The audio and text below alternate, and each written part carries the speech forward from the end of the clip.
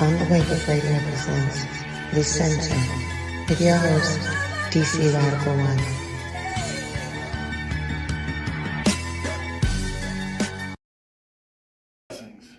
I'm Russell Lewis. I'm a licensed insurance agent. I'm an independent agent and I represent a plethora of different insurance carriers, and I offer a variety of insurance products and insurance services, including automobile, motorcycle, general contractors insurance, long-term care, life insurance, motorcycle. Are you a landlord, have rental property? I work with Foremost Insurance to offer landlord insurance, renters insurance through Progressive Insurance, as you see, which is one of many carriers I represent. Do you need to protect your business vehicle or your truck? Do you have a golf cart? I work with Universal Property and Casualty for your homeowners and property insurance, specific specialty. Does someone in your home or business need someone who speaks Spanish in the insurance carrier? I have carriers who do that. I'm also a licensed mortgage loan officer in the state of Maryland. I'm looking to expand to 4 to 5 other states in this coming year. And I offer a book to my potential clients on how to get the best mortgages. And a second book I offer to licensed realtors to help their clients prepare for the mortgage lending process. Do your clients or your clients need an estate planning program? We have an estate planning software program which I market and assist you with. And again, many carriers I work with in 16 states from New York down to Florida, over to Ohio, Michigan, Arkansas, Texas, and Colorado, North Carolina, South Carolina, Maryland, Virginia, Pennsylvania, South Carolina, Alabama, and other states. If you need insurance, give me a call at 443-622-0561. My web address is www.lewisfinancialgroup.net. You can reach me Monday through Friday, 8:30 a.m. until 6 p.m. And I'm also available on Saturdays from 9 a.m. to 4 p.m. I look forward to serving you with all of your insurance needs. Give me a call whenever you're available. Thank you again. Peace and blessings. Have a great day. My name is Elijah Lewis. I'm author, motivational speaker. I'm coming to you from the DMV Showcase. Just wanted to take a quick moment to tell you about my book, Your Jewels in Your Journey. This book is all about giving us the tools we need to be our optimal self. What I tell people is that we're all on a journey. And on the journey, we learn that life lessons are jewels, but it's also the people that we connect with that inspire us to be better that are jewels. And more importantly, we find out that at the end of the day, you yourself are a jewel. If you don't know who you are, it's hard to know where you're going. But more importantly, it's all about also teaching other people how to do the same once you feel inspired yourself. So if you want to learn more about me and my book, you can go to my website, www.elijahlewis.org. You can check out my book, Book Me for Motivational Speaking. I speak on topics such as freedom from life's addictions, the reality of your vision, and many other things. And also to let you know that during the holiday season, what we're doing is that when you purchase a copy of Your Jewels in Your Journey, 22% of that goes to a veteran that's battling PTSD. So we definitely want to give back to our veterans, especially those who are battling mental health issues. Mental health is very important. So it's always a nice way to give back to those who are less fortunate and who have given to us. So just let you know that this is going toward a worthy cause as well. And speaking of that, I'll take a quick moment to read from one of my book, a chapter from my book rather. This is going to come from chapter 7, which is always give back and help others. When you make it to being your optimal self, you should think about who's coming behind you. Effective leaders don't necessarily have followers, but they're building leaders to come behind them. For this reason, it is important to always give back and help others. By doing this, you're helping the next generation be able to get to their optimal self with the lessons and opportunities you have been given. If you have been given a gift, then you should be able to share that gift with the world. It goes back to when I said you should have a great role model. Well, sometimes you need to be a good role model as well, and that starts by giving back and helping others. So definitely, if you feel inspired, check me out again on my website. Definitely, if you're in the DMV area, I always do pop-up events like this. So shout out to Dr. Chi-Chi. She's hosting the DMV vendor showcase. So definitely come check us out. We'd love to meet you, see how we can help you out. And at the end of the day, continue to be the jewels that you are, and maybe find many jewels on your journey. Thank you.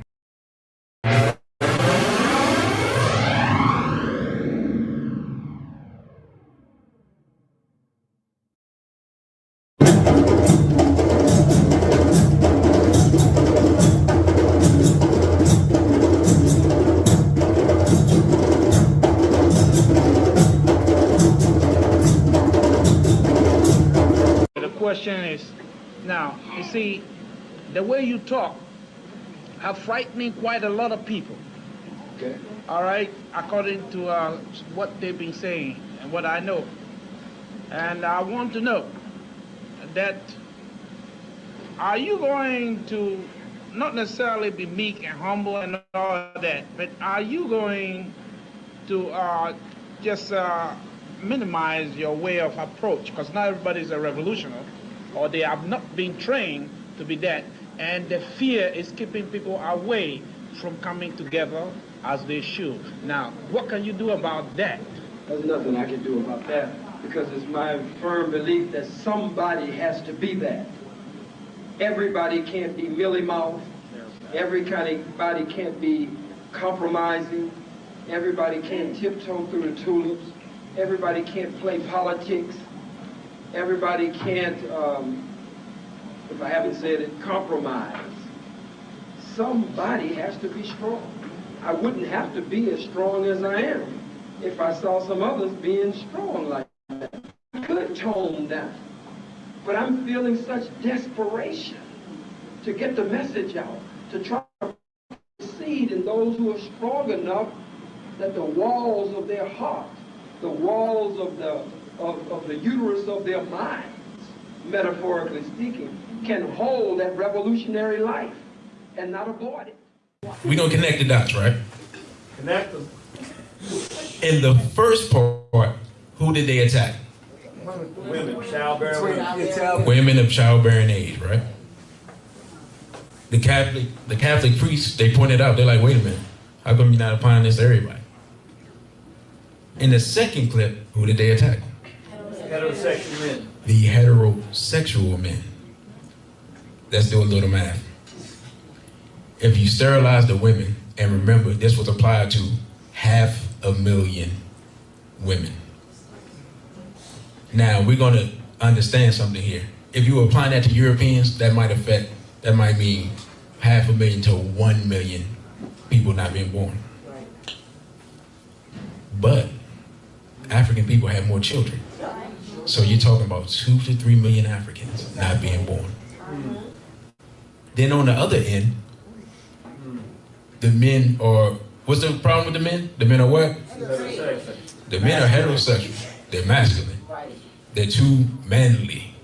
That manliness is terroristic. So they're going to study how to stop that. So if you attack the women with the drugs and you turn the men into homosexuals, how many people will be produced? Zero. Genocide, plain and simple, and they tell you and throw it right in your face. Out there, we have to be careful what sign we're standing next to. That's right. They had every kind of damn sign out there. That's right. We're queers for Mumia. That's a shame. We went to rallies in Philly. Every time the new Black Panther Party comes up, people got problems. Everybody could come up for Mumia and all political prisoners except the Black Panther Party. Right. Nobody wanted us around. Crazy cracker women standing up with their fist in the air talking about what I just mentioned, queers for Mumia. We're the lesbians for Mumia. And they are welcome at every rally. But some of our own brothers and sisters who claim to be revolutionaries will welcome the queers, will welcome the sissies, the faggots, will welcome the lesbians, the transvestites, the crossovers, the used-to-bes, the wanna-bes. They will welcome all of them. But when we come and say, Black Power, they say, oh, we don't need that.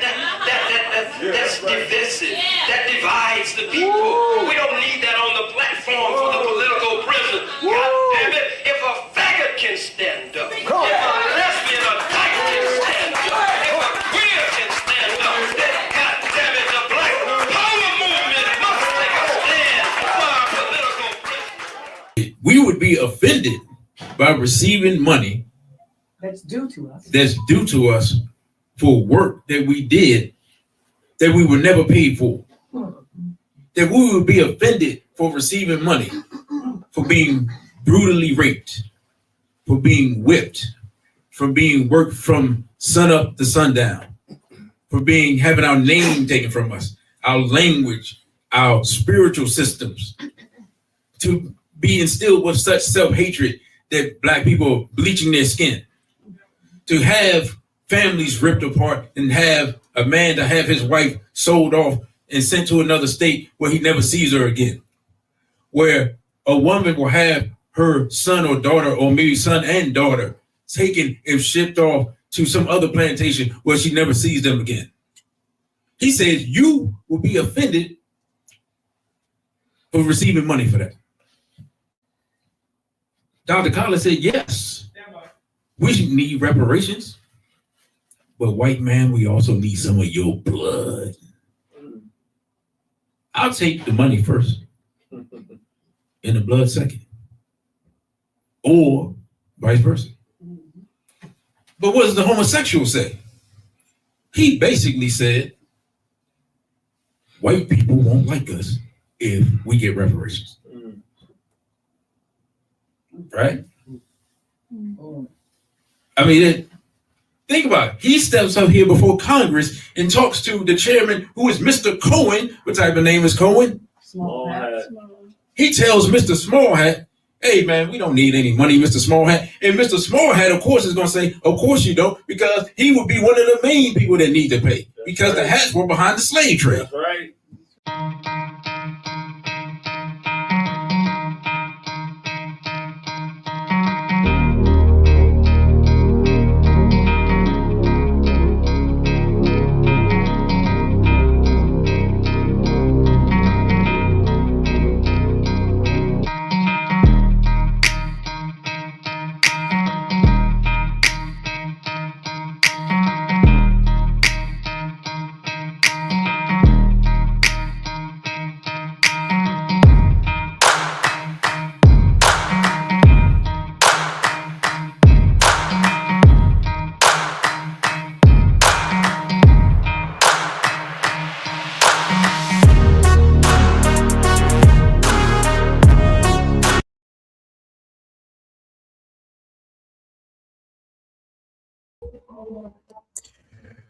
Greetings, friends, family, allies, and enemies.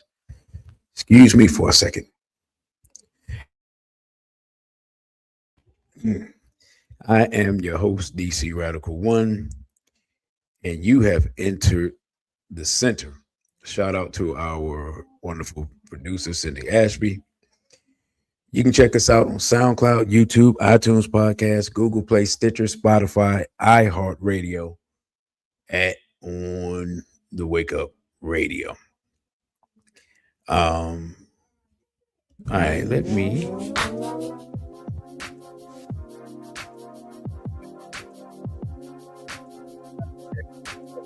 Even though my voice suddenly doesn't want to work now that it's time to talk, give me a 1. B48 Straight Black Pride Brother Jarake. Peace to the Turu Kemet. Because we don't have a large audience, even though I told people in advance, we are not going to be long. Brother Jarake say, praise and turn of glory to Garvey, and long live the spirit of Dr. Khalil Abdul Muhammad. Yes, sir, brother.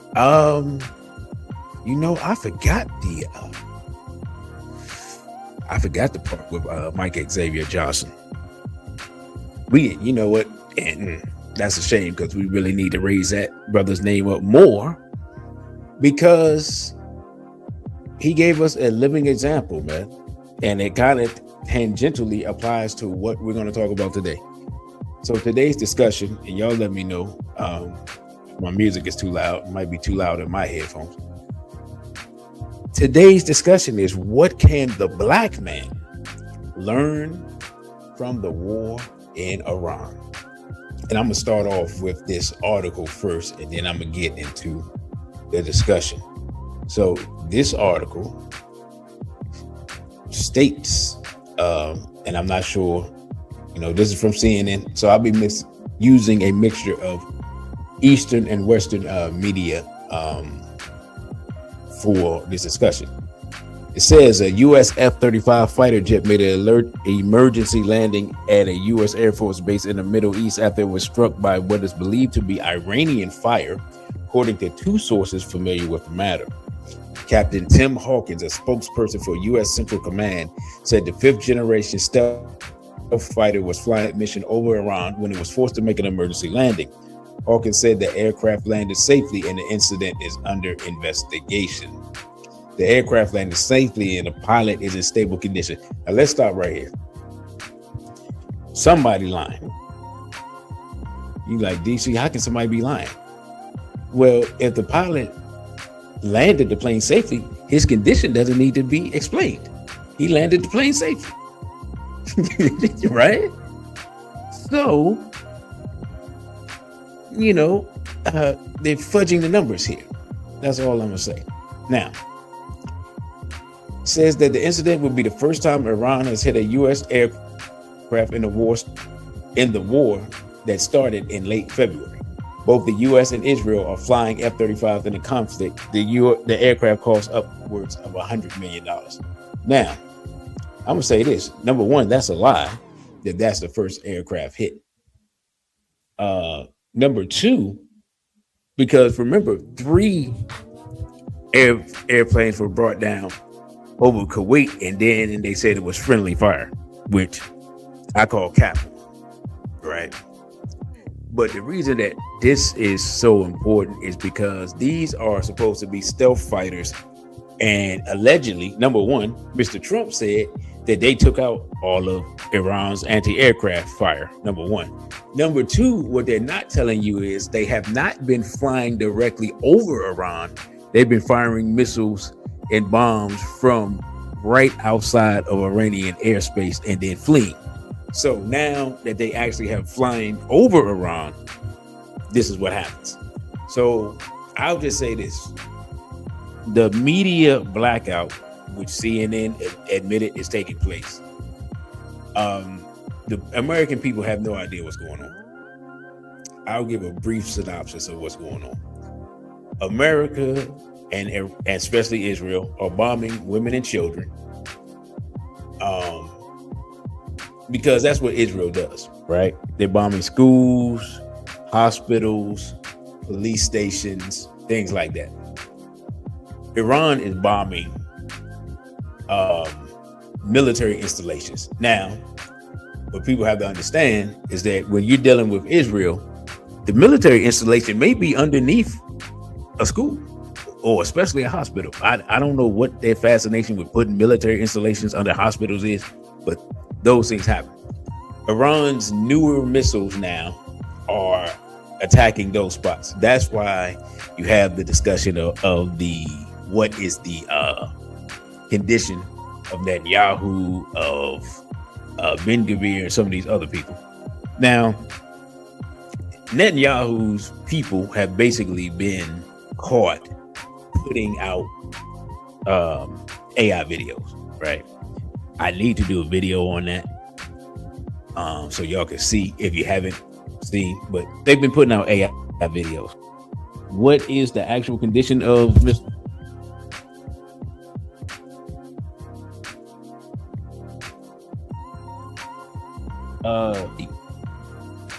No one seems to be honest.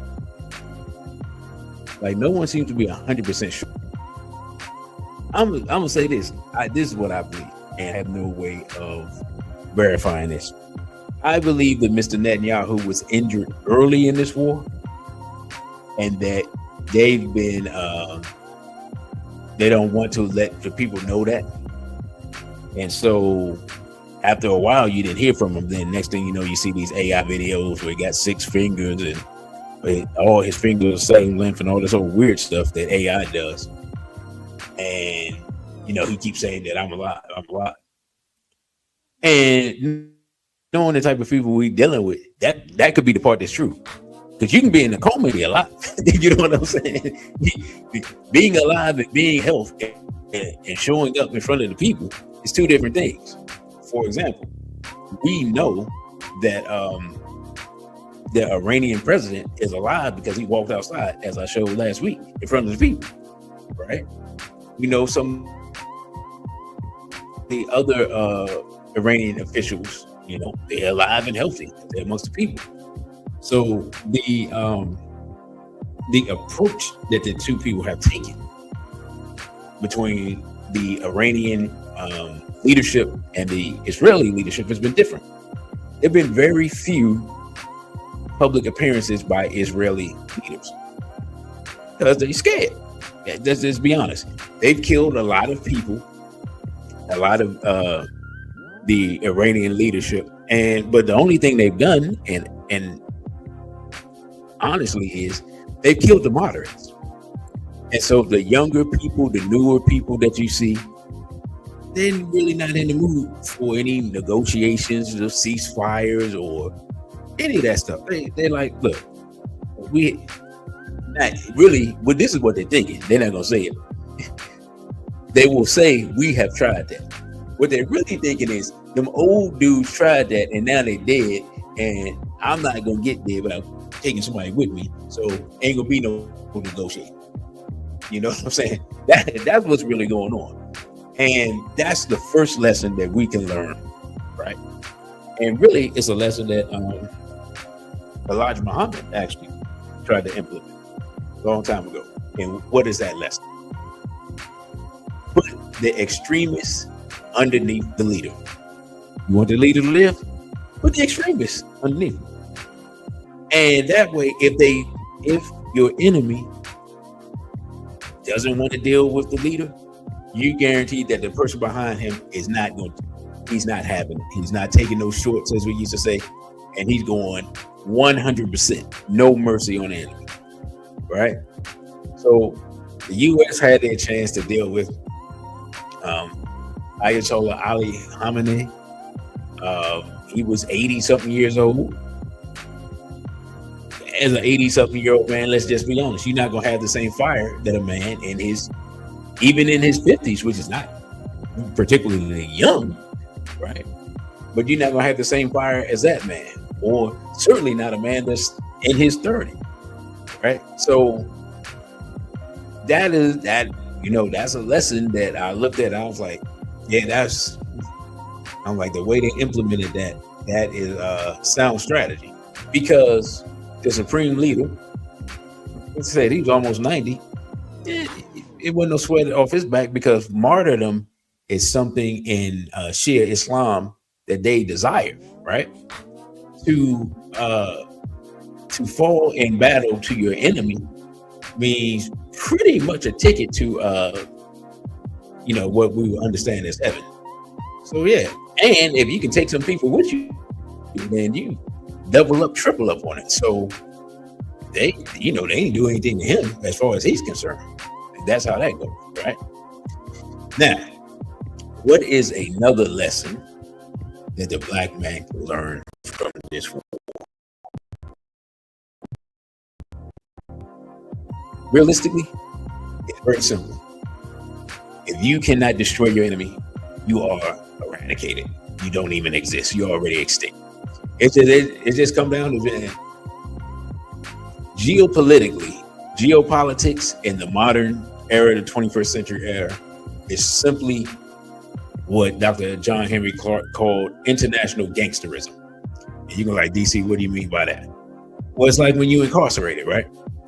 When you're incarcerated, the strong tend to want to basically brutalize and victimize the weak. And sometimes the weak have to seek protection from somebody that's strong, or sometimes they make alliances amongst other people who are perceived weak. And then eventually you have to go against the strong and knock them upside their head to get your respect, right? It's the same thing geopolitically. So right now what we're looking at is Iran is fighting against two of the most powerful nations militarily and technologically in the world, the United States and Israel. they have an advantage. They have home field advantage. Anyone that knows about Iran knows that you have a lot of mountains, you have a desert in between, you have a couple of cities, and you have 90 million people. And I think 85% of those people are Shia Muslims and Persians who have a culture that spans back 4,000 years, and a belief system that says that dying while fighting your enemy is an automatic ticket to heaven. That's my next lesson. That something black people don't have. Do you have an ideology that allows you to fight your enemy without fear? Right? As black people in general, we do not have such an ideology, to my knowledge. Right? Now, someone will argue and say, well, the Nation of Islam has such an ideology, not that they believe in an afterlife in the same sense that Orthodox Islam does, because the teachers of the Honorable Elijah Muhammad don't teach that. Now, what's going on under Minister Farrakhan, that I do not know. But I know, having been there, that ideology takes out the fear in men. Like, if you don't go and fight drug dealers unarmed if you're scared. It's just not what happens, right? That's what was going on in the 80s and 90s. They literally walked in the hood with suits and bow ties on and said, hey, brother, maybe you can find some other means of acquiring currency, but the means that you're using is destroying the community. And generally speaking, the people in the hood who were dealing drugs were basically like, yeah, y'all know what they said. F-U-M-F-er, and all that stuff, right? So then there comes a test. It's a battle of wills. Who's going to win? The man who's dealing the drugs or the brothers in suits and bow ties? Now, the man who's dealing the drugs, obviously, one-on-one would generally have the advantage because usually he's carrying some type of firearm. So that means that, generally speaking, you have to bring overwhelming force. So if one guy has one firearm, but 50 men are running straight at him, not worried about the firearm, well, usually the 50 men can just beat the brakes off the dude and take the firearm and send him to the hospital if he's lucky. And here in Washington, D.C., we saw that play out more than once. What's my point? My point is, until you develop an ideology that takes away all fear, you cannot defeat your enemy. It's just plain and simple. Do black people have that ideology that applies to us universally, like not just here in America, but around the world? Not to my knowledge, right? But I'm just saying that's something that I learned that has to be implemented if black people want to survive, because we are in the war of, for lack of a better word, of Armageddon. It actually started in 2020, right? And if you understand, you understand. So we're in the middle of the war of the worlds right now. Many people have already been attacked and don't know it. Many people have already been destroyed and don't know it. But the destruction and the suffering and the pain and the hurt and the hardship and the decadence and the wickedness and all of that, really, sadly, is just at the opening salvo. It's going to get worse, right? So, with that, what is the next article I want to get into? Because I just want to open with that so we can see that they see that the enemy is not invincible. Here's the next article. Iran rejects ceasefire, insists on guarantees and reparations from U.S. amid reported Diego Garcia strike. This is I can't remember his position. I believe this foreign minister Karachi, right? Here in this picture. And he says Iran has rejected calls for a ceasefire to end the war that the U.S. and Israel launched against it last month, insisting instead on full, permanent, and comprehensive end to the conflict, as hostilities appear to be expanding beyond the Middle East, with a reported Iranian attack on the aircraft carrier Diego Garcia, which I believe is in the Indian Ocean, right? So the further away the U.S. gets, the more Iran apparently breaks out its bigger and more modern weapons that can reach further, right? Says Iranian Foreign Minister Abbas Araghchi said in an interview with Japan's Kyodo News that Tehran does not accept a ceasefire, stressing that any resolution must include guarantees to prevent a repeat of what happened and compensation for the damage inflicted on Iran. He added that while some countries are trying to play a positive role in mediation efforts, Iran believes the United States does not appear ready to stop its aggression, and therefore Iran will continue to defend itself. Araghchi also addressed concerns over the Strait of Hormuz, saying the vital waterway has not been closed by Iran, but is restricted only to ships from countries that are not attacking it. He warned, however, of unsafe conditions for offering conditional assurances. We are ready to provide safe passage for ships as soon as they contact us. When asked whether this message was directed specifically at Japan, he said, absolutely. Araghchi said Iran's position remains that this war is not our war, but was imposed on us, adding that Tehran has been engaged in negotiations with the U.S. before Washington decided to strike us.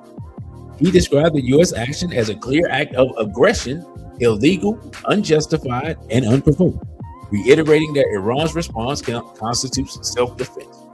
He added that Iran will continue to defend itself as long as necessary and called on the international community to take a united stance and pressure the U.S. and Israel to halt their campaign. The remarks came as the conflict shows signs of widening geographically. The Wall Street Journal reported cited several U.S. officials that Iran launched 2 ballistic missiles toward the joint U.S.-UK military base on the island of Diego Garcia in the Indian Ocean. According to the report, the missiles failed to hit the base, located roughly 4,000 kilometers from Iran, but suggested that Tehran may possess longer range capabilities than previously believed. U.S. President Donald Trump said on Friday that the United States has carried out strong strikes against Iran and achieved military victory, while making clear he is not seeking a ceasefire. I do not want a ceasefire. Nobody calls for a ceasefire when you're literally in a process of annihilating the other side, Trump told reporters. He added, we can dialogue, but I do not want a ceasefire, insisting that the enemy has been defeated. Now let's stop right here. One, Trump seems to either be declining mentally or has gotten caught up in his own lies to the point where he can't remember the lies that he's telling, because he's saying contradictory stuff literally within the same interviews and within the same statement. If the enemy has been defeated, then how come planes are getting shot out the sky? If the enemy's been defeated, how come you're calling for more troops in the area and sending for Marines that'll take 2 weeks to get redeployed from where they are near Japan, ironically, to the Middle East, right? If the enemy has been defeated, why is there a call now for ground forces and a ground invasion? So somebody's lying, and it's obviously the United States, right? So what can we learn from this? Roger Roque says information deception is in play. One aspect of war that we have to deal with is propaganda and psychological warfare. Now, Black people have been the subject of psychological warfare and propaganda since before we got here. Like started in the slave dungeons, right? With the religious indoctrination. So we should be well familiar with this. One thing we have to understand is you have to have what Marcus Garvey called a proper propagandist. Now somebody's going to be like, DC, what in the heck is a proper propagandist? A proper propagandist simply means that you have to have someone to counter the propaganda and psychological warfare and psychological attacks that are going to come to you to try to dishearten your people.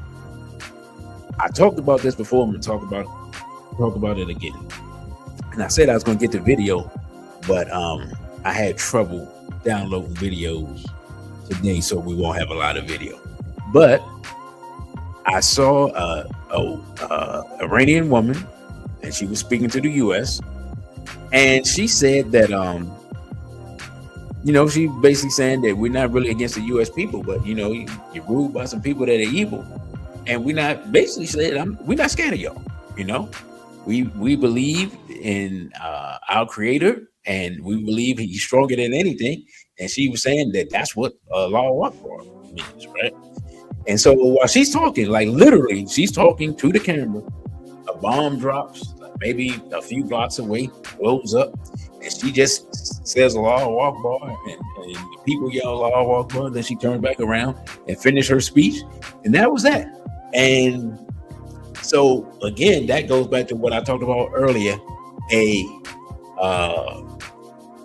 an ideology that strips the fear from you, right? What is one other thing that I learned just from that video that I'm speaking about? Your women have to bolster the morale and spirit of the men to continue to fight. Realistically, in order for men to fight, the women have to give the okay that yes, it's time to fight. Yes, you can destroy our enemies. Yes, you can engage in barbaric and uncivilized behavior that is going to take to win this conflict. That has to come from the women, right? The warriors can't come home and the woman be like, oh, what type of barbaric stuff did you do today? You shouldn't have done that. Because let's be honest, when the Iranians who are in charge of the missiles, or the ones that are out there in the water with the boats, or the ones that have snuck off to Iraq to reinforce those people, or the ones who are communicating with Hezbollah and telling them what to do, or the ones that have to go and talk to the Houthis and or Ansar Allah as they know, and say what need to be said to them. We don't know what they have to do to make those connections, or just to cross those waters or those boundaries, or who. We don't know what they may have to do, right? It's war. It's not nice. It's ugly. It's dirty. It's grimy. Uncivilized, barbaric things happen. And so you have to have women who, sometimes you have to have a woman that don't want to know details. She just supports you. She don't ask you, oh, what'd you have to do that? She don't want to know that. And keep that to yourself. But did you do what's necessary to bring yourself home in one piece? Yes, you did, because you're here with me. Did you do what's necessary for us to survive against our enemies? Yes, you did, because here we are. We're still alive. Our people are still alive, and we still fight. So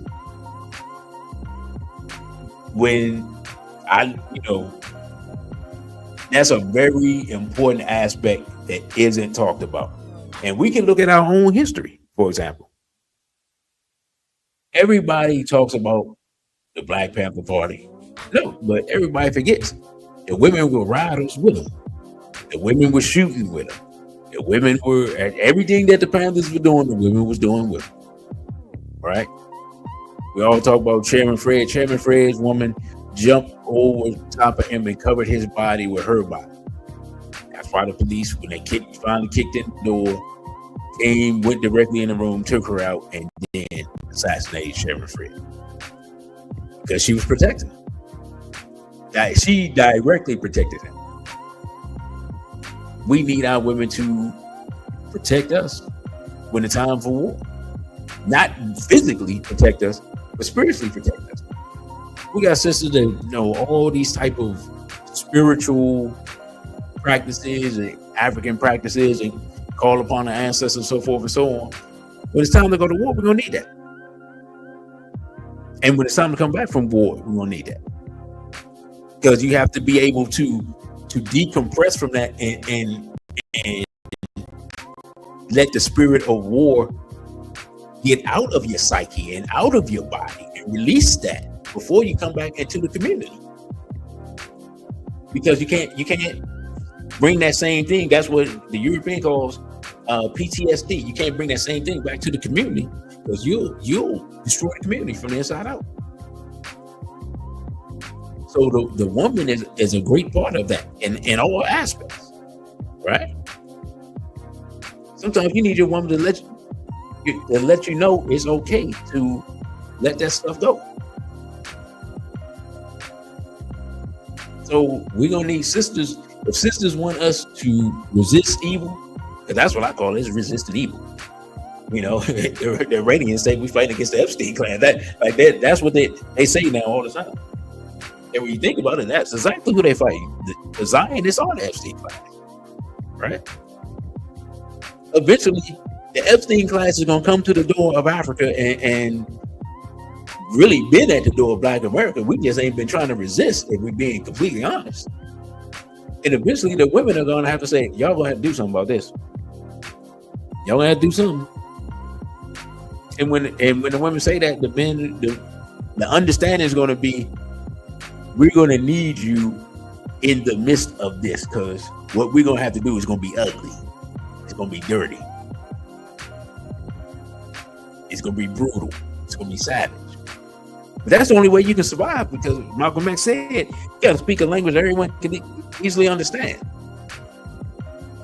And if we're being completely honest, the Zionist is much harder to communicate with than the standard European.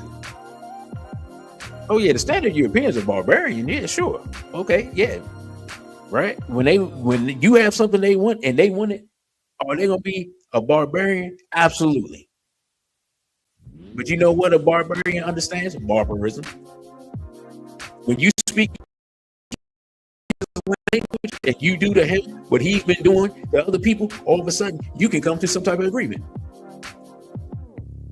He's like, oh, I didn't know, I didn't understand what you were saying, but I understand now. Right? Perfect example of that, Haitian Revolution. They didn't understand. They were like, no, you're our slaves. And the Haitians like, no, that time is over. And, you know, they kept sending people over there. And then the Haitians kept speaking their language. And then Rochambeau came and like, no, you're our slaves. And this is how it's going to go. And then the Haitians like, okay, we need somebody to match this energy, right? And then Jean-Jacques Dessalines said, atrocity for atrocity. How you want to carry it? Whatever you do, we're going to bring that too. And if you're following this war, Iran is saying the same thing. Iran is saying the same thing. Whenever the U.S. or Israel, and usually it's Israel first, that's the thing. If you're following it, usually Israel is doing the atrocity first. Then the U.S. got to come behind them and catch up. Then Iran is like, okay, if that's how we're carrying it, that's how we're carrying it. The only thing they haven't done is the first thing that the United States did in this war. The first thing the United States did is bomb little girls, a school filled with little girls. That's the first thing they did. Literally, the first thing. That's the only thing. Iran hasn't done that because they still have, because it's a religious nation. So the religious principles that they have, that they try to follow, even in the midst of war. So they're literally telling people in Dubai and Bahrain and these places, hey, look, man, if you work at such and such a place, you might want to leave. You know, they're literally telling people before they straight black pride brother Elijah. They're telling people, hey, if you are Kuwaiti or you are Bahraini or whatever, and you're on a U.S. Air Force base, you might want to leave, right? Or you're working for this U.S. company you might want to leave. They're telling the people that. They're warning them in advance. Like, they could just blow the stuff up and be like, oh, well. But they're still trying to be civilized. I don't know if that's a good or bad thing.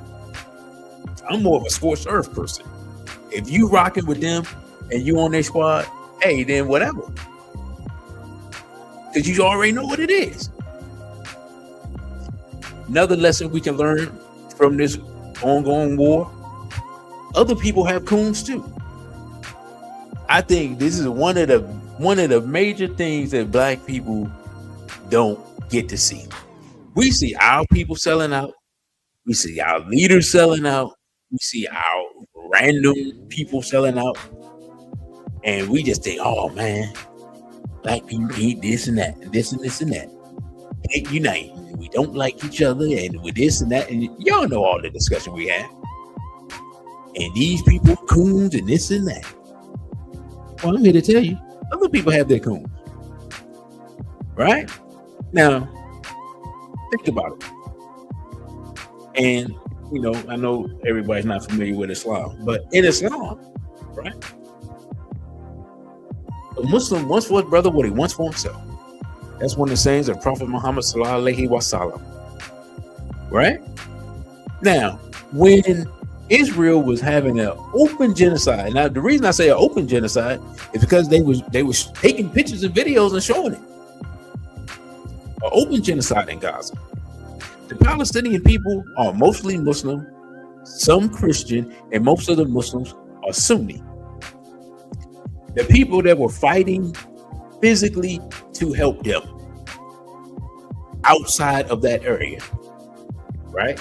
The people were mostly Shia. They were Ansar Allah, which is the Houthis, right? And Iran. Iran was funding, giving money, weapons, and whatnot to Hamas. Hamas, I thought, and maybe I need to look again, I thought that it was mostly Sunni, but maybe they're mostly Shia. But anyway, Hamas and Hezbollah, they're Shia, but the people are mostly Sunni. They didn't let sectarian division stop them from fighting for these people. Because a Muslim wants for his brother what he wants for himself. But what were the Sunni Muslims who in essence are co-religionists, even more so with the Palestinians? What were they doing? What was Egypt doing? Egypt was right there, right? What was Egypt doing? What was Saudi Arabia doing? What was all the Gulf states, as they so called? What were they doing? They weren't doing anything because they're slaves of the Zionists and of America. Well, since the Zionists run America, if you're a slave of America, you're a slave of the Zionists. And if you're a slave of the Zionists, you're on the side of people who were enemies of Prophet Muhammad sallallahu alaihi wasallam, because the main people he had problems with at first when he was in Mecca, he had problems with people that really were relatives, to be completely honest, right? And people who didn't believe in his prophethood and believe in Allah like that, because they were, in essence, way before capitalism existed, they were capitalists. He was messing with the money, so that's why they ain't like him. They like, come on, man, we got all these people believe in all these different gods, and we don't argue with them because they bring in money here, because Mecca was a trade center, right? So then, when he went to Medina, the people invited him to Medina. He went to Medina, but the people that didn't want him there were who? It was the Jews of that time and of that region, because he was going to mess up what? The money. And we know good and well that regardless of where Jewish people are, there's this stereotype about them and money. Well, they ain't defeat that stereotype back in that time either. Right? Now, in modern time, we look at the Sunnis. The Sunnis are siding with the U.S. and Israel, at least the leadership. All right, I'll say that. Let me correct myself. At least the leadership. So what does that tell us? Something black people know good and well. Your leadership must be held accountable, or else they will lead you to destruction. Because here's the problem. If you are Bahrain, if you are Kuwait, Qatar, or you all those countries, right? You can't defend yourself from Iran. If the United States, so if Mr. Trump passes away from a heart attack, right? And I'm not wishing that on him, but I'm just saying he passes away from a heart attack, and what's his name? JD Vance says, you know what? Yeah, we spending too much money on this war, or we already won, or whatever, and decides to leave and say we're gonna leave the Middle East because it costs us too much. Those Gulf countries, they in trouble. Because Israel is not going to try to, they're not going to try to defend them, because Israel's going to be rebuilding from all the missiles and bombs and stuff that's been dropped on them. They're going to be busy. Which means those countries will not be able to defend themselves from Iran. If Iran says, yeah, you was rolling with them, now they done ran away, now it's our revenge. They're going to be in trouble. So what does that tell us? Stop siding with your people's enemies. That's a lesson we can learn. It's a lot of black people here right now. Let's be honest. If we're being completely honest, the FBA movement is a movement siding with our enemies, the Americans. Right? Look, let's call it what it is. But America right now is getting kicked in the shins, I'll say, in the cojones, by a country that they should be beating. And this war is going to likely, if it continues in the way it's going, lead to the economic collapse of America. It's just going to be in slow motion. I don't know about y'all, but I've seen gas in Washington, D.C. go up about 25 cents in the last 5 days. Maybe 30 cents. Because actually, it's one spot I passed today is $4. It was $3.59. First time I noticed. So 40 cents. $3.59 to $4 in 5 days. And the Straits of Hormuz hasn't been closed. And I forgot the other section. I believe it's the red that connects the Red Sea to the Persian Gulf. Excuse me. That hasn't been. The Houthis are talking about closing that off, which leads to another lesson.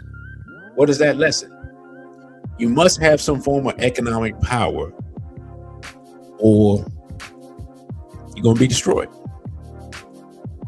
For Africa, Africa has many natural resources that a lot of people are going to need. Let's be honest.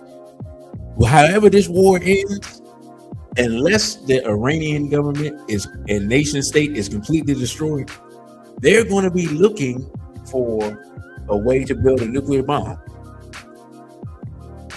What is one of the places that is going to one of the places that has the amount of uranium that they would need to advance their program?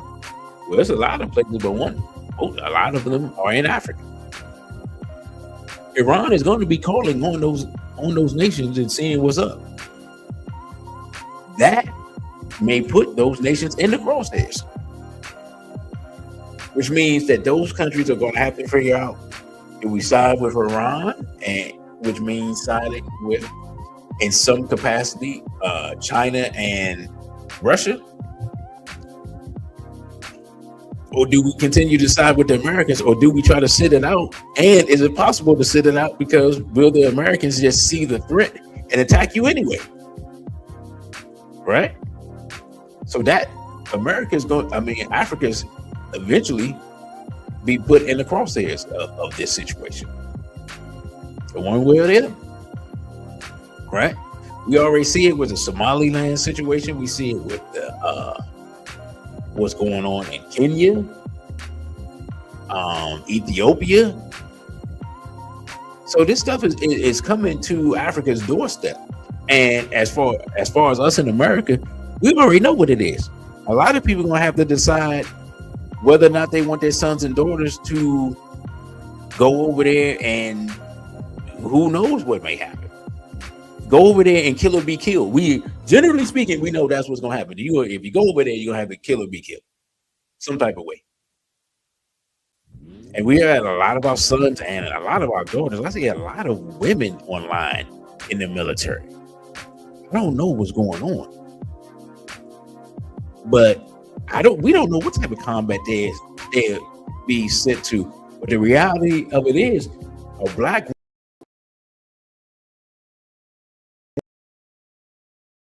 woman, she got to look at the enemy behind her, because we know about some of the types of things that have happened to black women in the military in the past, right? So this thing is coming to our doorstep. It's already come to our doorstep, because, like I said, gas. And y'all tell me in the comments how much, if you've noticed, how much gas is going up in your city, right? And a lot of the fertilizer is I can't say under attack, but a lot of the fertilizer is in danger. So the price of food is going to go up.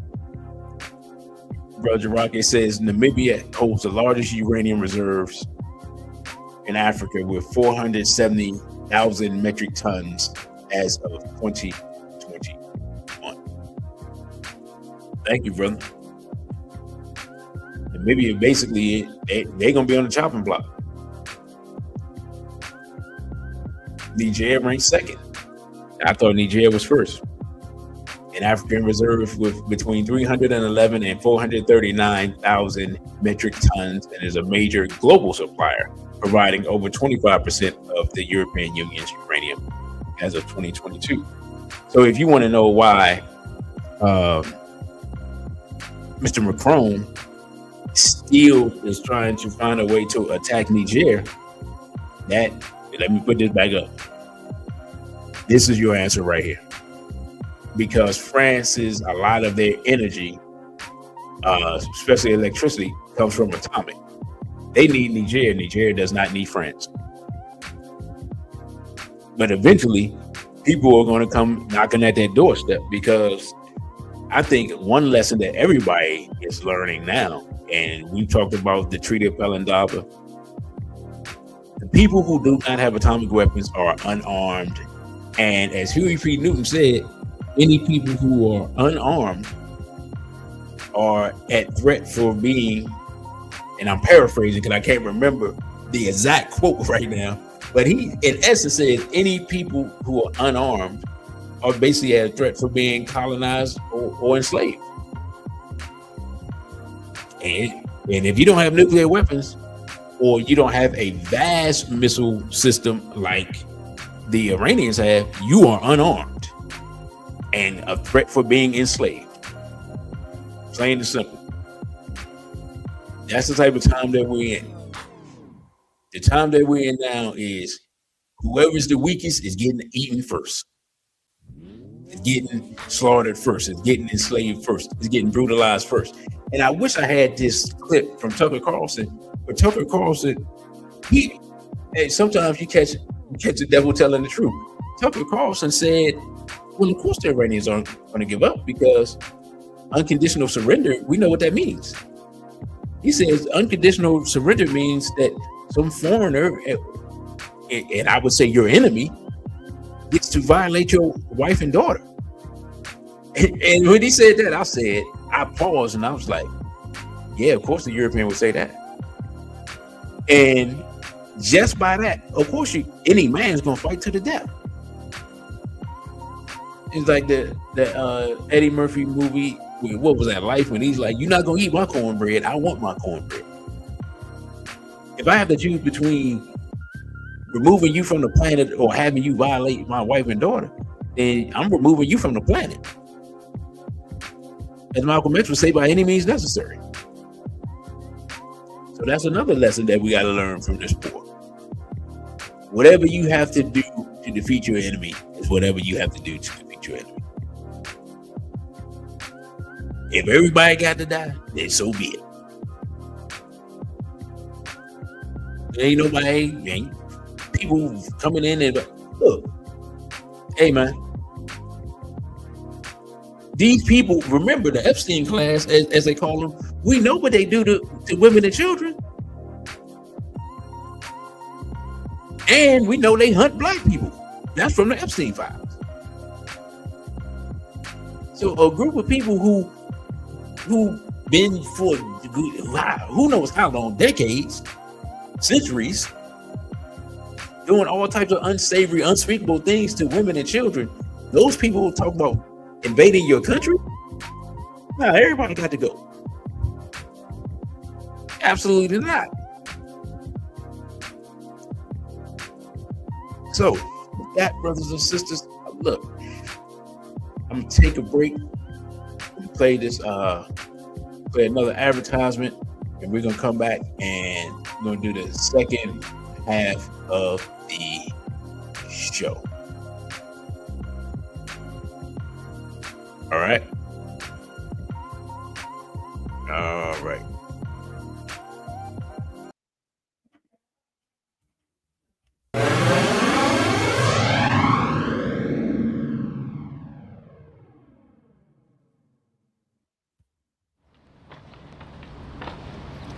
Now, we're going to go and talk about AIPAC. What is AIPAC? The American Israel Public Affairs Committee. AIPAC. What does AIPAC do? AIPAC is the gangster with a whole lot of money that says, I'm going to buy you and pay you money, and you're going to make decisions that I want you to make. You're gonna do as I tell you, because I got my hands in your pockets. And they attached to people like Jeffrey Epstein, who take videos of the people that are supposed to be our representatives, and as they take those videos, they hold them hostage and say, vote as I tell you to vote. Do as I tell you to do. I didn't even, the concept. I saw Naeem Akbar talking that black talk he gave, and I was out there telling everybody, yo, this dude gay. You remember back in the 90s, he was hating me. Oh, this dude gay, man, we can't do this. You can't be up there talking black and be gay too. I was like, okay, he out the way. No, we're not doing this. I'm saying this because I did not imagine a time, little old me from Southeast,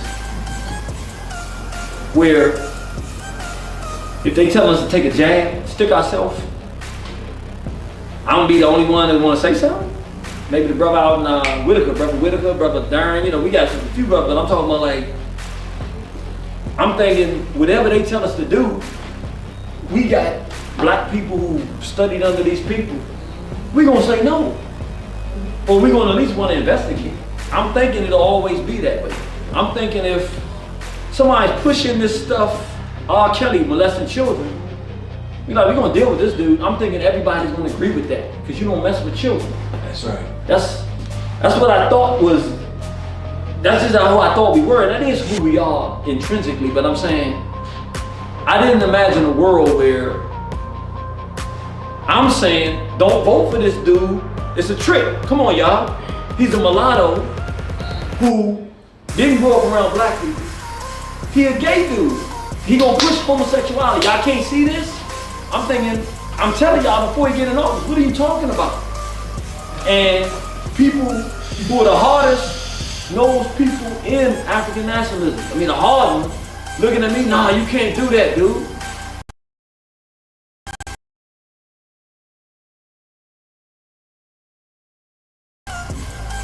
I'm the one that's gonna see, and then he gets in and does what I say he does. Okay, I saw. You messed up the first time. Okay, I saw. I'm thinking, okay, but now he going back for office. He done already made gay marriage legal. All right, now you get it. The dude, I told you he was a punk, he was a gump in the beginning. I still couldn't conceive. No, dude. If you're looking for somebody else to do it, you ain't studied the lessons of history. When you're passionate and pulled to do something and can't stop, it's a message being given to you. Ain't nobody coming. You gotta believe in yourself, because somebody decided that you was supposed to do something. So you can't turn it off and stop looking for people. You just gotta do what you do. We looked in the past, 1972. I was born in 1973. I'm almost 50 years old. I'll be 50 in December. A year before I got here, they must have known I was coming. They said, let's get this thing out here now before you get here. They did what's called the Gay Rights Platform of 1972. This is just official document, sharing information. If you read, go look it up online for yourself. They're making it difficult to find. I don't know if people have been noticing this, but things that you used to get easily go and put it on the internet and find them, you can't find this stuff no more. I mean, there's a bunch of stuff you can't find. But I'm gonna bring your attention to just one. It's a bunch of stuff, all of it's aimed at children. Sex education to children, adoption, gay adoption of children. But there's one that's most important for what we're talking about today. And they break it down from the federal level and the state level. On the state level, they say every single state, they want laws repealing all laws governing the age of sexual consent. I'm gonna say that again. They want the repeal of all laws governing the age of sexual consent. Meaning a newborn baby, they want it to be legal to have sexual contact with a newborn baby. What year did I say? 1972. That's 51 years ago. Fast forward 21 years from then to 1993. In the interest of producing that result, they had right downtown, 30 minutes, not even 30 minutes if there's no traffic, go right up here, East Capitol, go all the way up the road, you run right into it. They had the 1993 Gay Rights March on Washington. Let's see what that was about.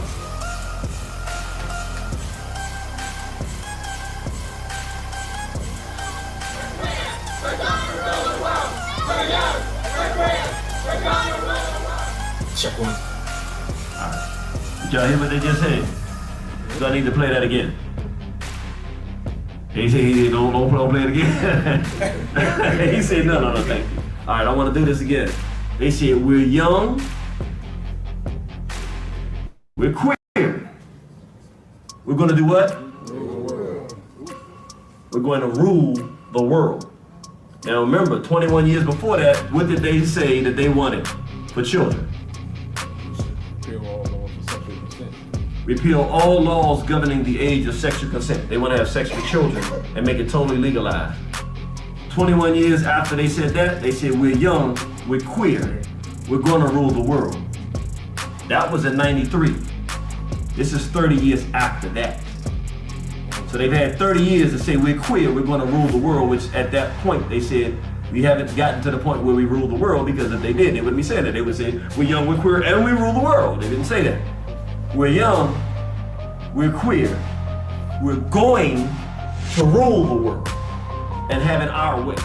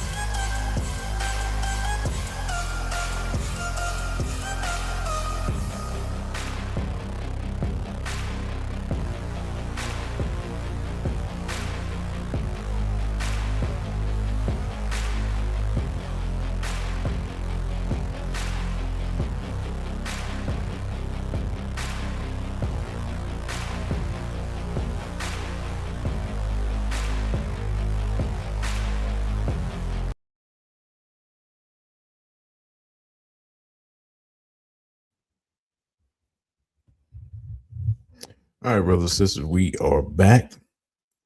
Baby 4 Day Straight Black Pride to everybody that came through. In the interim,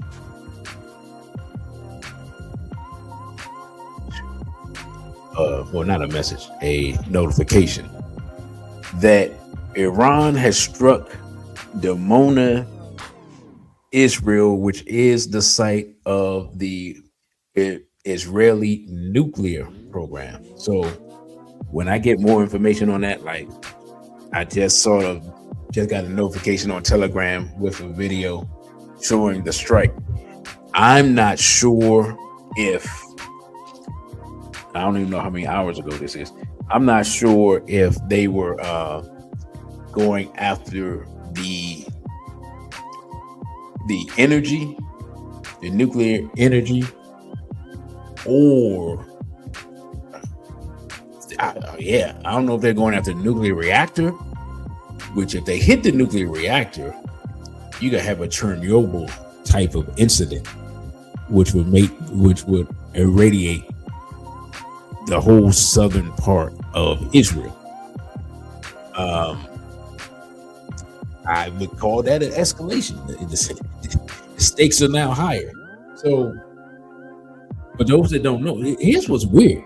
Okay, Dimona, Israel is the site of the nuclear power plant and the suspected site of the nuclear weapons facilities as well. When some of the Hebrew Israelites back in I believe the 90s, if I'm not mistaken, moved to Israel, they were placed in Dimona. So, I don't know if they're still there or what. This is all I'm saying. That is not the place to be. In the midst of a nuclear facility area. Hey.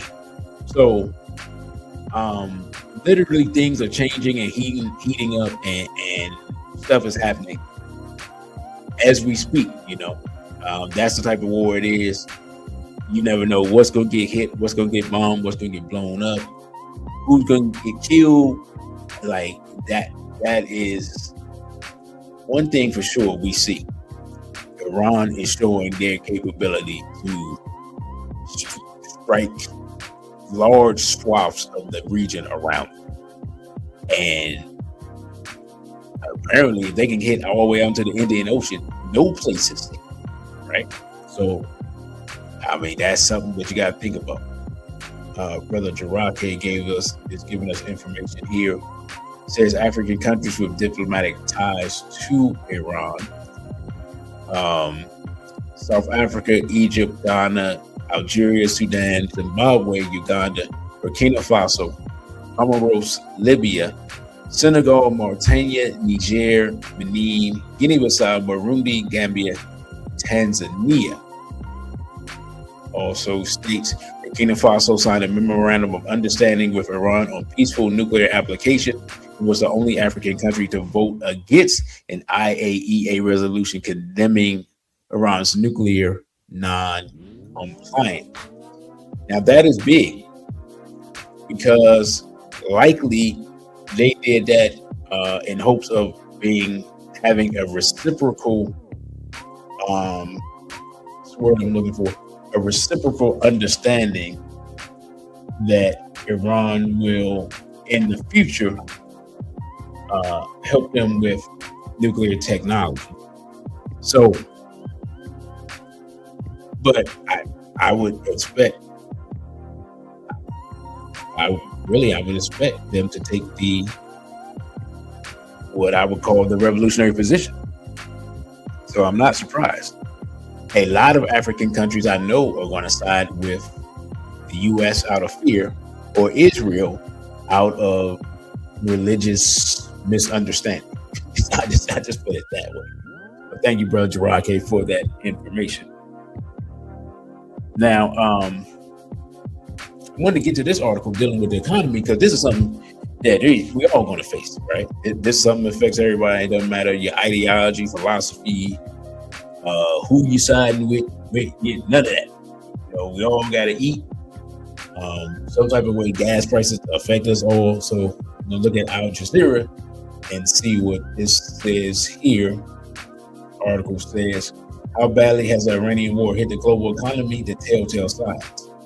and this is not even talking about the future, says the United States-Israeli war on Iran and Tehran's retaliatory strikes across the Gulf region have upended global financial and energy markets, raising concerns of a global economic crisis and even of a recession. Yeah, I think the recession part is already guaranteed. Here's a look at telltale signs that reveal the global economic fallout from this war. 1, energy prices. Well, I already talked about that, but I guess we can read it anyway. It says, since the U.S.-Israeli strikes on Iran began on February 28th, Tehran has launched a wave of ballistic missiles targeting Israel, U.S. military bases, oil depots, and other infrastructure across the Gulf region. Iranian attacks on several vessels passing through the Straits of Hormuz have also dramatically reduced traffic in the narrow channel, through which 20% of the global oil and gas supplies transit. On Thursday, Iran also attacked fuel tankers and Iraqi ports, which I didn't even hear about that part. All of this combined to send oil prices soaring. As of Monday morning, Brent crude, the industry benchmark, was priced at $106 per barrel, up more than 40% from $72 per barrel on February 27th, which is the day before the war. According to Muyu Zhu, a senior crude oil analyst at Kepler, liquefied natural gas, LNG, prices have risen even more sharply by almost 60% since the start of the war. On March 2nd, Qatar Energy suspended its LNG production after an Iranian drone attack, straining the global LNG market. Qatar supplies 20% of the world's liquid natural gas. Oil price surge. Prices of refined products from petrol and gas oil to jet kerosene and fuel oil have also seen significant increases, right? And that trend is expected to continue if energy flows through the Strait of Hormuz remains largely shut, Muyu added. As crude oil and refined products from the Middle East Gulf are unable to reach buyers, countries, particularly in Asia, are scrambling to secure alternative supplies at higher prices and adopt energy measures to manage inventories and demand, she told Al Jazeera. Now, from my understanding, this has led to Russia being the United States had basically rescinded their sanctions against Russia, and Russia is now able to sell its oil because of the pressure on the oil markets, right?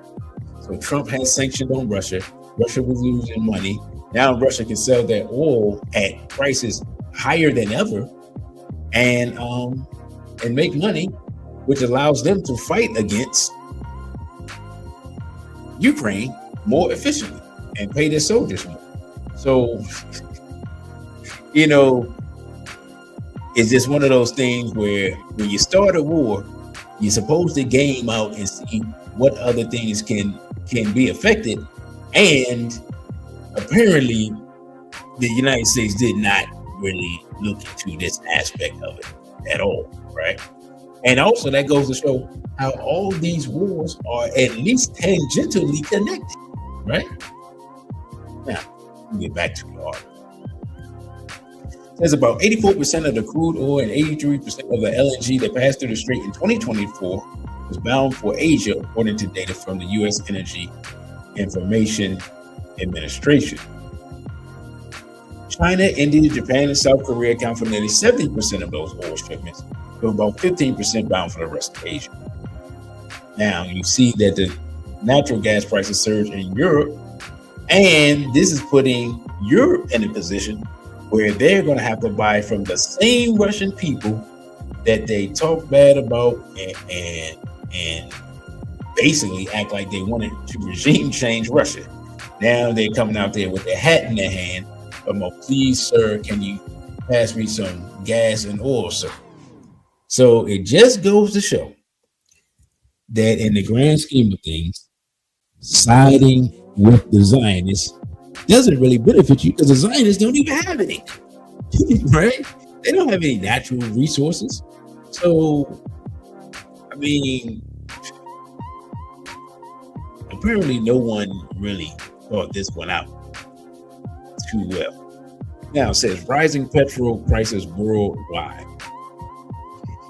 And so this is going to show us, this is from the week before the war started to the week, a little over a week ago. So Cambodia, price increase 67.81%, right? Vietnam, 50%, 49.73 increase. Nigeria, 35% increase. Laos, 32%, 33%, 32.94. Canada, 28%. Pakistan, 24.49%. And we see knife here on this list right after Australia, United States, 16%. Now, I'll be honest, that was then. Like I said, I've seen it go up 40, 50 cents per gallon just this week. So that was before apparently the real jump is happening right now. So it talks about lower productivity, and I'm just going to skim through this part, but it says that some of the government offices in the Philippines have moved to a 4-day work week, and Thailand has made work from home mandatory for government officials. So that shows how those places are affected. And America is more insulated, but if we're being honest, the longer this war goes, the more that we will see the same type of things happening here in America. Now, this says that the New York Stock Exchange has fallen 6% compared with the close on February 22nd. And then it goes with the different exchanges. All of them are down. NASDAQ down 2.4%, Shanghai down 2%, Tokyo Exchange down 11%, National Stock Exchange of India 7%, Hong Kong Stock Exchange 4%, London Stock Exchange down 5%, and the Saudi Stock Exchange down 9.6%. Also says inflation and stagflation. Says we're seeing resilience tested again by the new conflict in the Middle East. Georgieva said on March 9th at a symposium hosted by Japan's Ministry of Finance, while warning policymakers to be prepared for it. A little late in the game for that. Says oil shocks have historically summoned stagflation, increasing inflation coupled with rising unemployment. Economists pointed to the crises of 1973, 1978, 2008 as evidence that every significant spike in oil prices has been followed by some form of global recession. Schneider at the Middle East Council of Global Affairs warned that the debt-ridden global South countries may face a debt crisis if interest rates are hiked by the global North to combat inflation. But Schneider highlighted that China is more insulated against economic fallout of this war because it has overseen large-scale energy diversification campaign over recent years, making enormous investments in renewables, nuclear power, and coal, diversifying its hydrocarbon suppliers, and amassing a huge strategic reserve. China has also largely internalized supply networks, minimizing disruptions. But as an export nation, China's economic health will suffer from a global economic turndown. In the West, Schneider says Europe is feeling the economic impact of the war because the continent had already been cut off from Russian hydrocarbons to attacks on the Nord Stream pipeline done by either the United States or Israel, and sanctions on Russia, which we talked about earlier, being largely rescinded. Europe's industries are already strained by high energy costs, and this war is definitely putting another stressor on top in an economy that has been suffering from long-term declining growth. Just as with food prices that hit disadvantaged parts of the population harder, farmers, a vocal constituency in the United States, are also hit hard by energy and fertilizer prices, which are large factory costs after already having suffered through Trump's trade wars. Furthermore, the energy grid has already been strained by the AI boom. All of this combines to happen during a midterm election. He stated, says Shearing and his team of economists at Capital Economics have forecasted in their report that if the war ends in a few weeks, outside the Gulf economies, the impact on the GDP, inflation, and monetary policy will be limited. Economies in Asia and Europe are most exposed, but we would not envisage making major changes to forecasts. The only central banks to hike interest rates in response to the crisis thus far are those in emerging markets with fragile balance sheets, and the examples given were Turkey and Pakistan. So, in the case that the war continues for several months, however, economists predict that the macroeconomic consequences will be more significant. GDP growth in the Eurozone is likely to slow to just 0.5% year over year in the second half. Inflation peaks at about 4% year on year in the Eurozone, 3% year over year in the US, and 2.5% in Japan, they forecast. I'm gonna be honest. I don't know how they measure inflation, but inflation in America has been going up and up and up. And there's no way that this war doesn't make inflation just skyrocket. But hey, I'm not an economist, right? Have I taken economy classes? Yes, I have, but I'm not an economist. This is all I'm gonna say.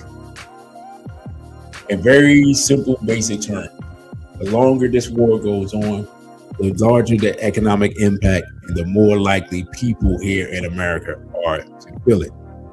And if we're being honest, the economy has not been great for the vast majority of people for a while now already, and that's before the war.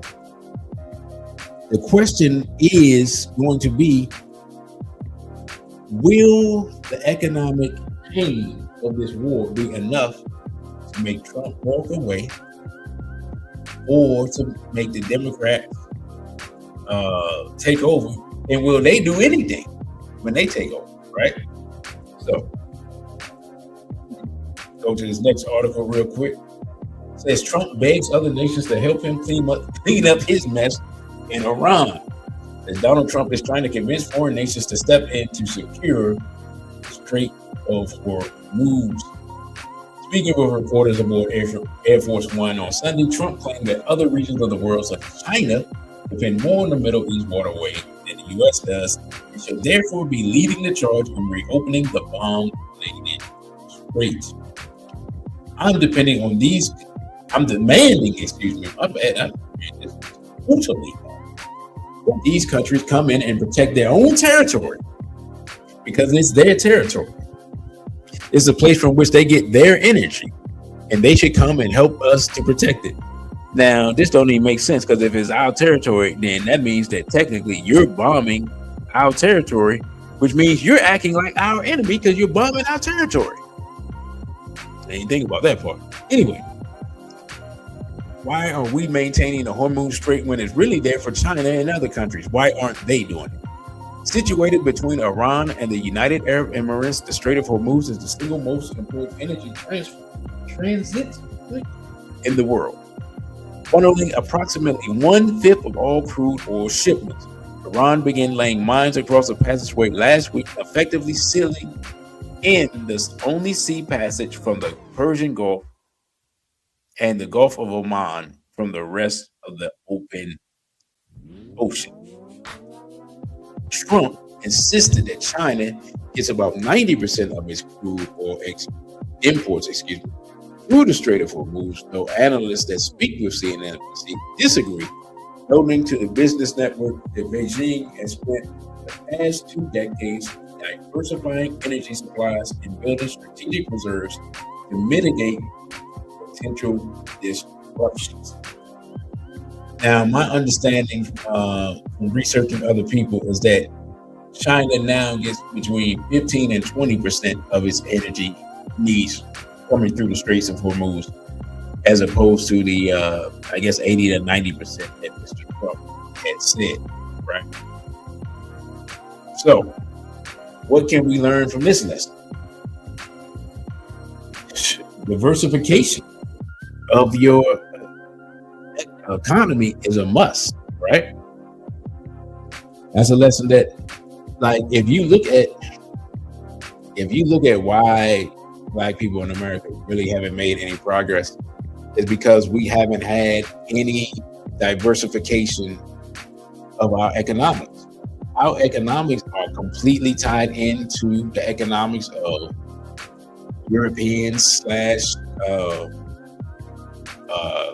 Ashkenazis, and we don't have any way to. All our money comes from them. We don't have any international trade. We don't have any natural resources because we're not a separate nation. We don't have. We don't even have people who are familiar with war who are bringing in money by doing mercenary work for African nations. Like we're completely dependent on these people, and they're complaining when they destroy us and brutalize us, but we're tied into them, right? So the inability to diversify how you get money sets you up for being destroyed. Right, so China is like, nah, we're going to diversify because we never know what's coming down the pipe. Well, actually, they kind of do know what's coming down the pipe because Israel has been threatening Iran for 40 years. You know what I'm saying? So to them, it's just a matter of time. To everybody involved, it's a matter of time. And here we are, right? You can take that. That diversification strategy into your own financial well-being if you have the means to do so. Right? If you only have a few stocks and you don't have any bonds, and you don't have any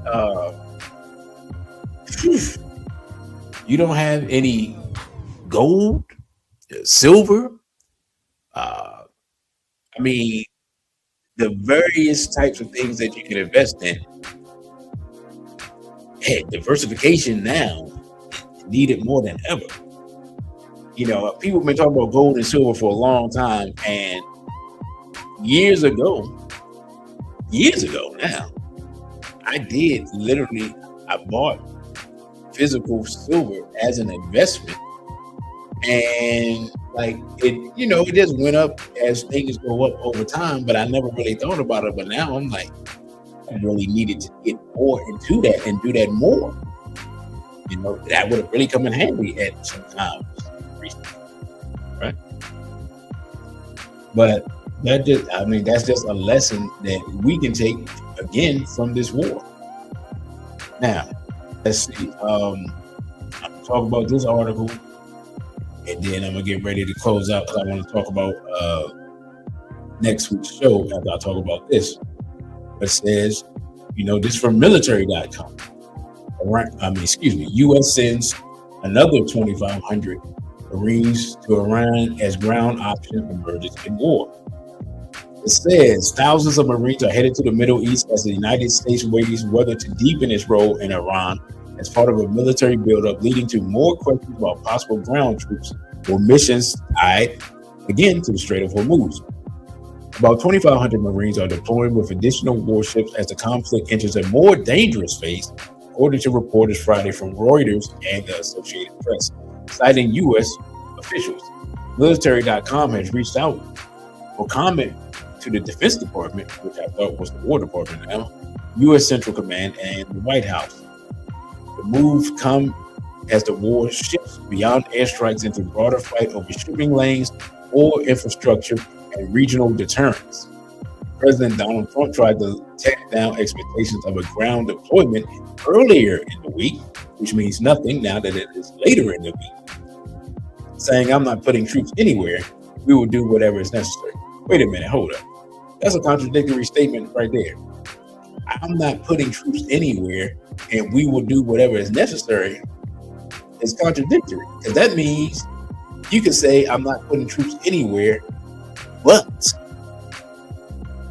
I will do what's necessary, which means you will put troops on the ground. Brother Jarake says the deployment includes the USS Boxer Amphibious Ready Group and the 11th Marine Expeditionary Unit, with additional forces like the USS Tripoli and the 31st MAU also moving into the region. Thank you for that information, brother. Now, back to what past what Mr. Trump said, because what he just said was contradictory at best. Says it also signals the continued importance of the Strait of Hormuz, one of the world's most important oil checkpoints. Reopening it after mines, drones, and attacks on commercial shipping remains a major issue. Surging gas prices in the U.S. to levels not seen since the COVID-19 pandemic. The latest news also comes on the heels of warships previously moving towards the region, carrying approximately 2,500 Marines, underscoring that this buildup has been building for days, not hours. The new deployment, according to Reuters, includes the USS Boxer is embarked, Marine Expeditionary Unit, which Brother Rocky just informed us, and an accompanying warship. The AP reported the broader move has 3 additional warships and about 2,500 Marines. MEUs are built for crisis response, amphibious operations, evacuations, and maritime security, making them the type of force commanders could use if the mission shifts from strike operations to securing shipping lanes or key terrain. Now, I'm going to say this. I was watching Iranian Professor Morandi, as well as not Mersheimer. Man, I can't think of his name, but former colonel. And they were saying that securing this area would be extremely difficult, but that you could secure it for a time, but the amount of lives and personnel and equipment and whatnot that you would lose trying to secure it would be extraordinary, because now you have to try to defend yourself against missiles that, hypersonic missiles that at one point would have had to go a far distance. Now you're talking about defending yourself from a hypersonic missile that's coming from within Iran to the border of Iran. Good luck with that. You know what I'm saying? I don't know what you do with that. Because by the time you are aware that the missile has been launched, you're basically dead. So good luck. And 348, brother, you got ripped off. Let's see, brother Jarake says Colonel McGregor. Right, I believe it was Colonel McGregor. I've been watching so many different people from so many different angles, brother, that I'm not gonna lie. Sometimes I get mixed up with who, because I've also been watching Scott Ritter. I forgot, and Scott Ritter is very passionate, and he's, he just disgusted because he's like, how could we be foolish enough to fall for this when people have been trying to do this war for 4 decades and went through Vietnam and went through Afghanistan and went through Iraq, and how in the world could we possibly get here? So Colonel McGregor, Scott Ritter, there's another guy, a new guy, and this Chinese professor, brother, you got ripped off. I know you know who I'm talking about. This Chinese professor has basically predicted everything going on in this war before it happened. If I can remember his name, I would definitely put up his channel. He has gamed out this stuff using game theory and whatever other methodologies he's used. And he's predicted almost every move that the Trump administration has done, and shown every move what the response from Iran was going to be. And he's basically been like, you're not going to be able to win this doing what you're doing, and this is what they're going to do to defeat you. And yet, instead of listening to the guy, they've just following along with the plan that he already said is not going to work. So here we are. So what can we learn from that? What we can learn from that is bring in outside officials or experts to check out whether or not you have a sound plan, right? Because let's be honest, a lot of times we think we know everything, but there are times when there is somebody that just knows more than we know. Thank you. I think this is the brother. Let's see, Professor Ji Qin Zhang. I'm sure I'm butchering his name. Chinese-Canadian academic and Yale graduate has gained global attention for predicting the U.S.-Iran conflict. I'm pretty sure that is the guy. And he has just been every step of the way. He has predicted this stuff almost down to the T. You know, if you didn't know better, you would think either he's U.S. intelligence, Chinese intelligence, which he may be either or, right? Or you think he's a time traveler, right? Because he's been one step ahead and predicted all this stuff and the outcomes to this stuff before it's happened. And yeah, you know, so you get a chance to check his stuff out. I have checked it out, and I think he's, if I'm not mistaken, he got interviewed either on Tucker Carlson or Breaking Points or both. Right? Very interesting, and I mean, I don't even know, because he's been so on point that I don't even know that. I just got to give credit where it's due. It's almost like he's seeing into the future, right? Let's see, Brother Jirake says the Ministry of State Security, also known as Guanbu, is China's primary intelligence agency, is widely regarded as the closest equivalent to the CIA in function and scope. Thank you, brothers, because I didn't know what they called their CIA equivalent. I just knew that they had one. So, your brother said he could be part of that. Absolutely, no question. He could be. But if he is a part of that, having the Chinese be able to predict every move that the U.S. is making is certainly not good for the U.S. Because that means if that's the case, then they can communicate with Iran and tell Iran everything that the U.S. is doing before they do it. So, if you're rooting for the U.S., they certainly don't want this guy to be part of some type of security agency, you know, because everything they do, they're one step behind, right? So, let's see. It was that one other article I wanted to get to, because I do want to try to. Well, let me just say this. I'll just say this. I'm going to be covering this war for a while, because it's going to be going on for a while, and different things are going to happen. Now, this is one article I did want to get to. This is from the Council on Foreign Relations. So let's see what our enemy has to say, and then I will get to the discussion on the upcoming show. It says Africa's silence on the Iran war speaks volume. Conflict in Iran speaks trouble for its long-term efforts to influence African countries, although opinions on Iranian engagements, economic, diplomatic, and cultural, are already varied widely in the continent. Now, it says, as the war in Iran rumbles on, its diplomatic ripple effect is increasingly felt worldwide. This is partly due to the Iranian regime's deliberate targeting of other states across the region in an effort to drag them into the conflict. That's false. That's not what they're doing. They are attacking other countries that are backing their enemies. That's what they're doing. So, and brothers that are from the streets, are familiar with the streets, know how this goes. If my brother has beef, right? Or let's say we're in a gang or a set or whatever, and we have beef.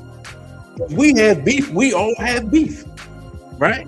You see what I'm saying? So if you're rolling with a set that I have beef with, let's say we the Crips, You the blood.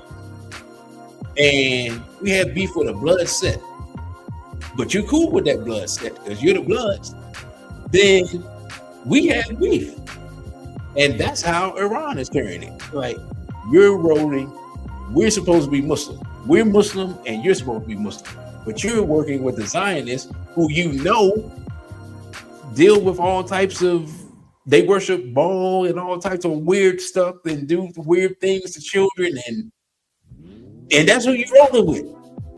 Then we have beef because that's not who I'm rolling with. That's the enemy, right? Let me get back to this article. It says that this is partly due to Iranian regime's deliberate targeting of other states, and partly because of its blockade of an economically vital Strait of Hormuz, a conduit for an estimated 20 million barrels of crude oil and oil products daily. Wow. Excuse me. My apologies. That came out of nowhere. Now, while where was I? Outcome of the conflict remains anyone's guess. You ain't lying about that part. There's no question that it will leave Iran considerably weakened. That ain't necessarily true. Thus jeopardizing long-standing diplomatic, economic, religious, and military engagement in Africa. The reaction from African countries has varied in direct proportion to their perceived economic and political interests, with the quality of their diplomatic relationship with the United States, Israel, and Iran, respectively. Significantly, African countries have refused to side with Iran, a stance that will no doubt come as a disappointment to the regime in Tehran, given its diplomatic military initiatives in Africa in recent decades. Instead, many African nations have explicitly condemned Tehran's attempt to internationalize conflict. The overall cautious tone across the continent was set by the African Union, the umbrella body of all African states, which in an official statement called for restraint, urgent de-escalation, and sustained dialogue, and all concerned actors to prioritize diplomatic engagement. Even South Africa could only issue a muted condemnation of the United States and Israel by noting that anticipatory self-defense is not permitted under international law. Many might have expected the country to stand up for Tehran, considering its robust ties with the Iranian regime dating back to the 1979 Islamic Revolution, that both are members of the anti-Western BRICS coalition, its outspokenness on the Israeli-Hamas conflict on the side of the Palestinians, and the fact that currently there's no love between Pretoria and Washington. Now, so what are we looking at here, brothers and sisters? It's very simple. We're looking at cowardice. We're looking at cowardice. They're scared. The black man across the world is, generally speaking, seen as a coward and a slave of Zionism. Whether you're talking about athletes and rappers, Floyd Mayweather siding with Israel no matter what, LeBron James ties to Zionists, Steph Curry's ties to Zionists, or your favorite musical artist, right? It's the same thing internationally. Many of our people worship the Zionists. Other people are just scared of it. But what can we learn from that? Well, when you don't have your military infrastructure correct and you don't think you can fight, you bow down to the bully if you don't want the bully to put hands on you, right? That's basically what's going on here. So I may do an article. I may do a radical report and feature this article and feature some more articles. But yeah, man, it's kind of embarrassing considering that these people have lived through colonialism. They know what the West is about, and the fact that you're scared to even say anything is more of a condemnation than anything else. Is that the fact that people are scared to even say anything, scared to side either way, right? Even scared to side with the West and scared to side with the enemies of the West, which, whether they know it or not, they are enemies of the West. Even if they have some type of alliance, they're still enemies. of the West, right? So, I guess, it's disappointing, but not surprising. Because we have people here in America, black people, who they're going to side with Mr. Trump, even though they didn't even vote for Mr. Trump. They're not even MAGA people.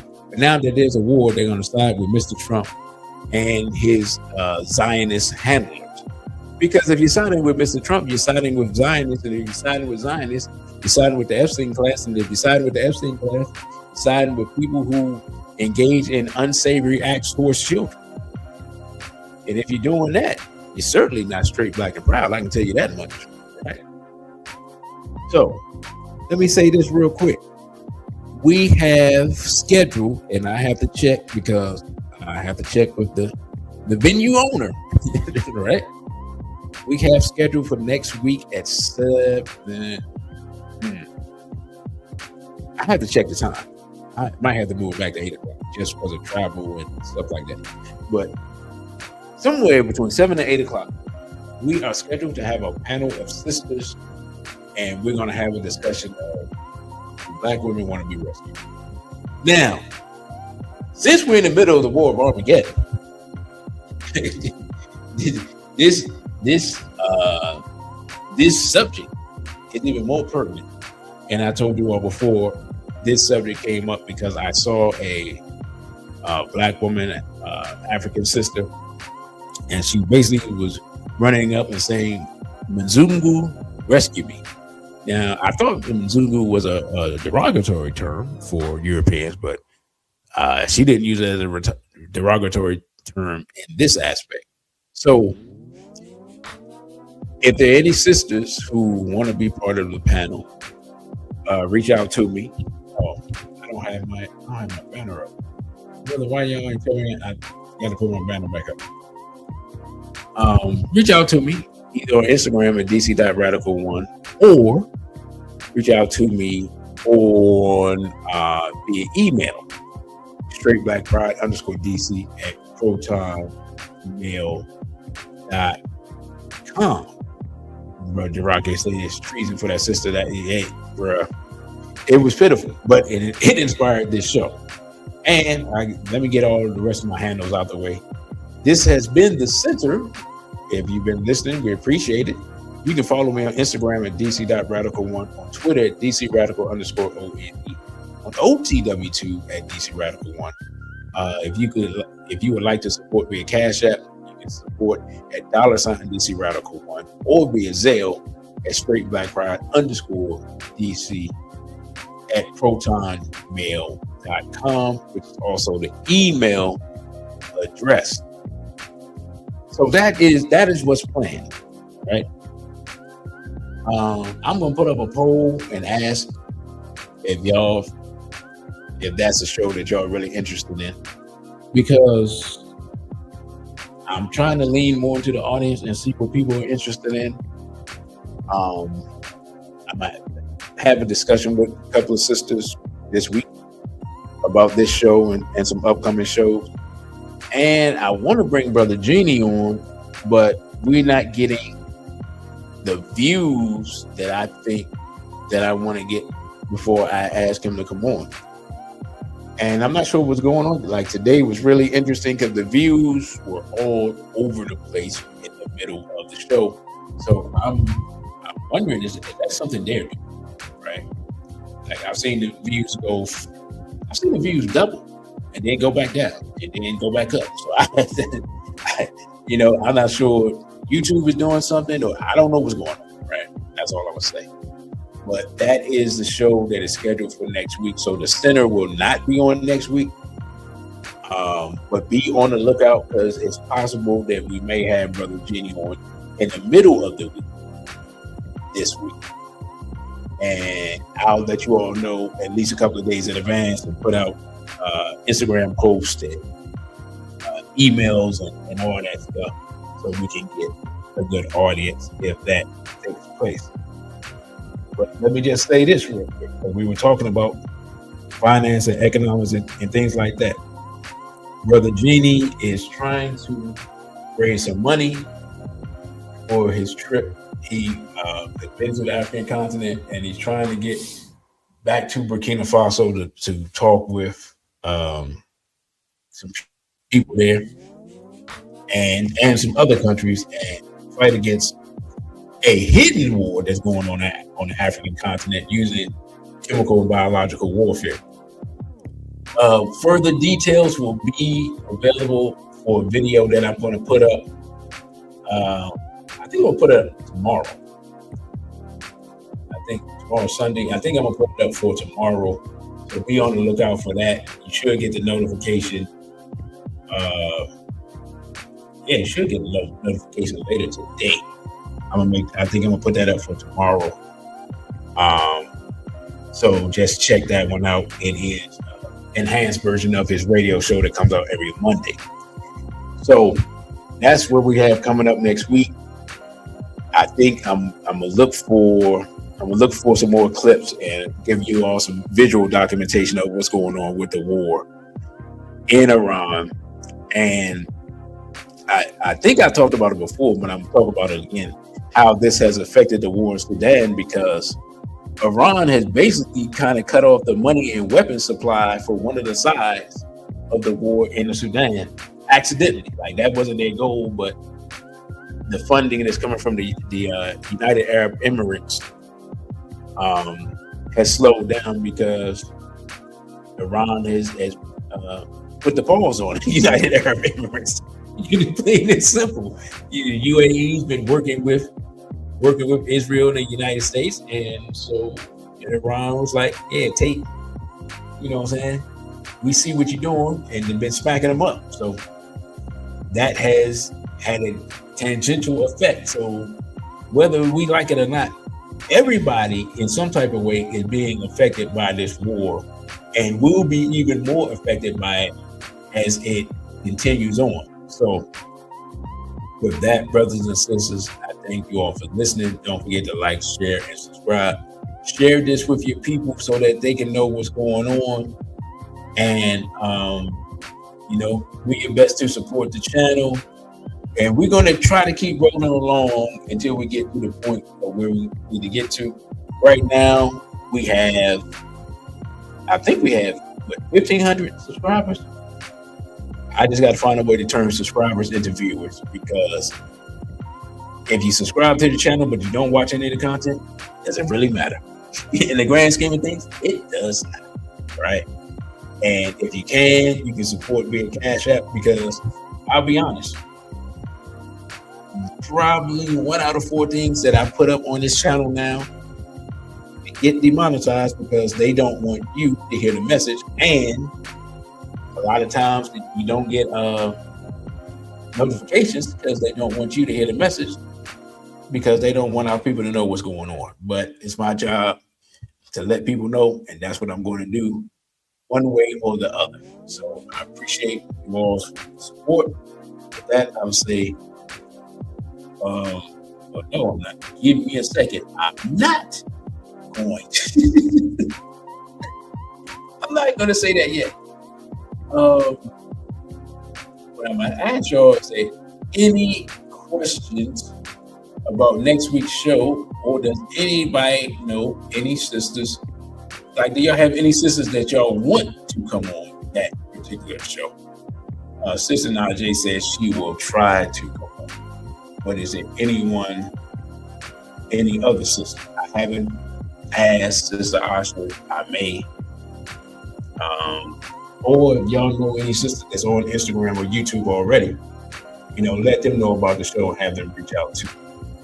Now, with that, I'll say I thank you all for listening. Don't forget to like, share, and subscribe. You can support me at Cashapp at $DC Radical 1. Zelle at straight_DC@gmail.com. You can also shoot me an email at that address. And of course, you can reach me on Instagram at dc.radical, the numeral 1. Also on Threads. I forgot about Threads. You can also get me in the same place, dc.radical. And on Twitter at dc_radical_ONE, which suddenly I get a lot of information from. So That being said, I will see you all later this week. Hopefully, that I say, Ruby 48 and straight black pride. Thank you for watching this video. Don't forget to like, share, and subscribe. Also follow us on our other social media platforms. On Instagram, we're at dc.radical1.